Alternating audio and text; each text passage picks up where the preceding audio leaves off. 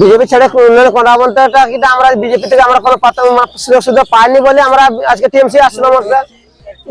বৃষ্টিকে উপেক্ষা করেই জোর কদমে প্রচারে নামলেন গোপীবল্লভপুর বিধানসভার তৃণমূল প্রার্থী অজিত মাহাতো। প্রতিকূল আবহাওয়া সত্ত্বেও আসন্ন বিধানসভা নির্বাচনকে সামনে রেখে গোপীবল্লভপুর বিধানসভা এলাকায় কর্মী সমর্থকদের নিয়ে জনসংযোগে নামেন তিনি। এদিন ঝাড়গ্রাম জেলার গোপীবল্লভপুর ২ নম্বর ব্লকের পেটবিন্দি অঞ্চলের একাধিক এলাকায় মিছিল করে প্রচার চালালেন প্রার্থী। বাসিয়াবেড়া, রামগড়, প্রদিমা, খুদমরাই, জুনশোলা, বাগুয়াশোল ও কলাবেড়িয়া সহ বিভিন্ন গ্রামে পরিক্রমা করে মিছিল এগোতে থাকে।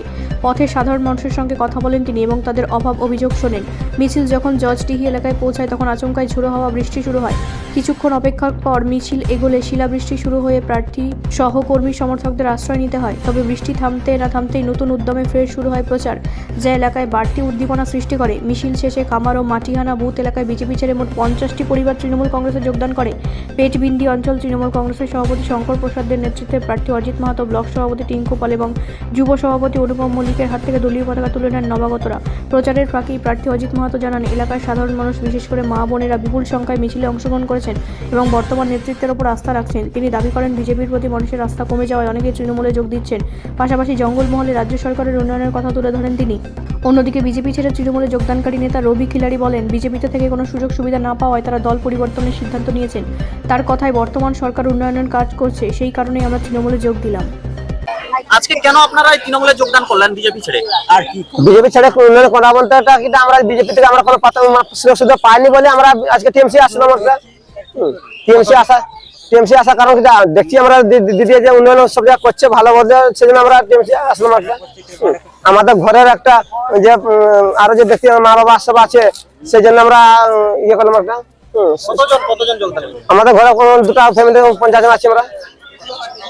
কি নাম আপনার? রবি খিলাড়ি। দেখুন, আজকে আমাদের মিছিলের শেষ লগ্নে আপনারা দেখেছেন যে আমাদের যে এই মিছিল, আজকে এই আশেপাশে যতগুলো গ্রাম আছে সব গ্রামের মায়েরা এবং আমাদের প্রত্যেকটা বাড়ির সদস্য তারা পায়ে পা মিলিয়েছে এবং আপনারা দেখলেন তাদের যে উচ্ছ্বাস, তারা যেভাবে আশীর্বাদ করছে, তারা যেভাবে আমাদের সঙ্গে আছে এবং বলছে মমতা বন্দ্যোপাধ্যায়কে আমরা চতুর্থবারের জন্য মুখ্যমন্ত্রী করবো, এই সিদ্ধান্ত আমরা নিয়ে নিয়েছি। তো সেই জায়গা থেকে আমাদের এই খামার বুথে, পেটবিন্দি অঞ্চলের খামার বুথে আজকে আমাদের যে 4 জন দেখলেন যে যোগদান করলেন, তাদের নেতৃত্বে 30টা পরিবার আজকে আমাদের এখানে যোগদান করলেন। এবং এর আগেই আমি বলেছি যে সেই দিন শুরু হয়েছিল, এরপর আমাদের প্রচারের এবং আমাদের যে প্রচারের গতি আপনারা দেখছেন কিভাবে আস্তে আস্তে আস্তে আস্তে বাড়ছে।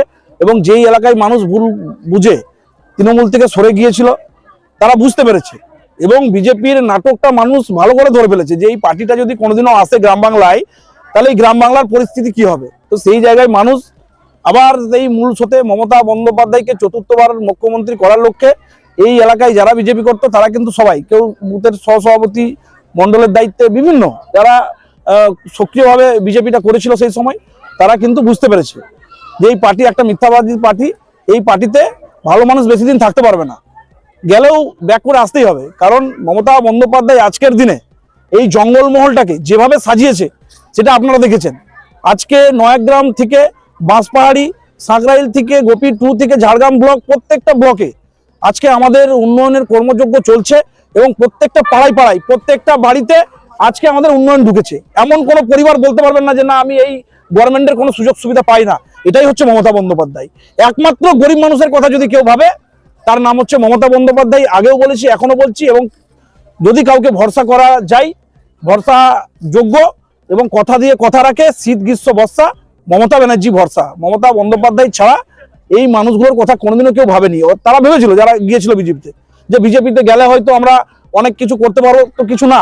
ওই তাদেরকে কিছু ভুল বুঝিয়ে কিছু দিয়ে সেই সাময়িক তাদেরকে দিয়ে বিজেপিতে জয়েন করিয়ে দিয়েছিল এবং তাদেরকে মিথ্যা প্রতিশ্রুতি, মিথ্যাচার, এলাকায় অশান্তি ছড়ানোর জন্য তাদেরকে ব্যবহার করছে। তারা বুঝতে পেরেছে যে এই শান্ত জঙ্গলমহলকে শান্ত রাখতে হবে, আমরা সবাই শান্ত রাখতে পারবো একসঙ্গে যদি হাতে হাত মিলিয়ে মমতা বন্দ্যোপাধ্যায়ের যে উন্নয়নের কর্মের যোগ্য যদি সামিল হয়। তারা বুঝতে পেরে আবার এসছে।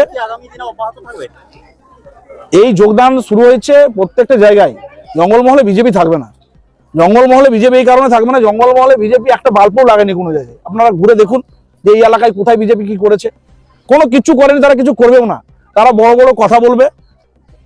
আমাদের বিরোধী দলনেতাকে আপনারা দেখেছেন যেভাবে কুৎসা অপপ্রচার করে চলেছে, তো সেই জায়গায় তারা তাদের কথা বলবে।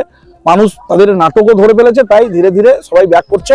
আমরাও সাদরে গ্রহণ করছি। আগামী দিনে একসঙ্গে আমাদের এই শান্ত জঙ্গলমহলকে শান্ত রাখবো এবং উন্নয়নের ধারাকে আমরা অব্যাহত রাখবো এবং আমাদের আজকের এই অঙ্গীকার উন্নততর গোপীবল্লভপুর। ব্যুরো রিপোর্ট, রাষ্ট্রীয় প্রসার বাংলা।